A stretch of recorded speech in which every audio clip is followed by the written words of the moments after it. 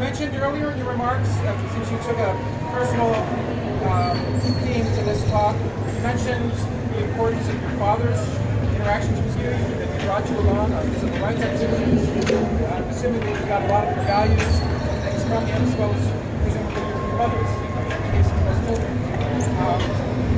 You mentioned also that your marriage had fallen apart at a point when your father had entered you in an election without the knowledge, I think, that the election won, and the marriage was falling apart, and you brought your child to this, back to the United States. Could you speak, please, to the issue of your views on the importance of the rights of this child to have both parents in his or her life? I'll mention by way of comment, it's very difficult in California now, as was several years ago, for a parent to unilaterally, a custodial parent to unilaterally leave the state to move away. Similarly, the House of Representatives voted unanimously, and I think probably the Senate also, on something that's described at bringseanhome.org.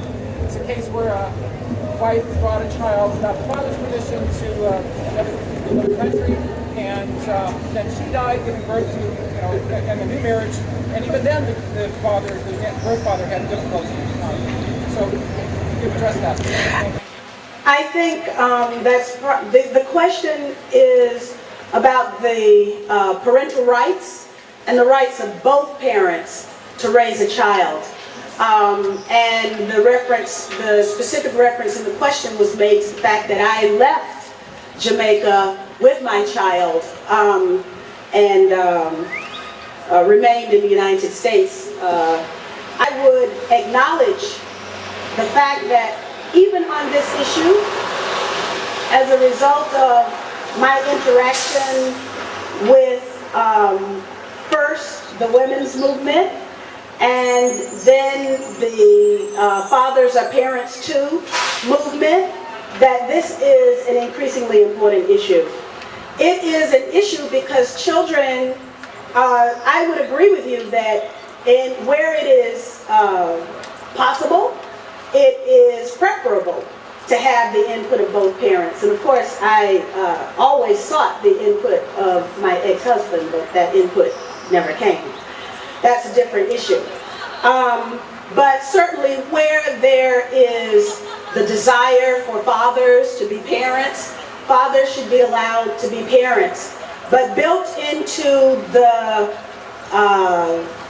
service delivery structure, I believe, what I discovered is that there is a bias that whatever the mother says generally is right, and therefore the opinion of fathers is somewhat diminished. And I was actually working on compiling in my district. We invited the fathers, we invited mothers too, but we invited the non-custodial parent to come and talk about what their circumstances were so that we could improve the lot of the children by allowing the input from both parents. You're absolutely right about that. Well, seeing that there are no more questions, oh, okay, yes. I know you're going to touch on this tonight, but how come your ship was not, if it was to give aid to Gaza, how come they weren't allowed to give aid to Gaza? Humanitarian aid, how come?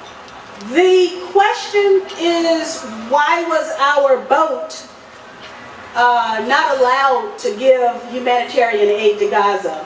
Even though I'm going to touch on it tonight. Actually, I'll touch on it now and I'll expound on it tonight.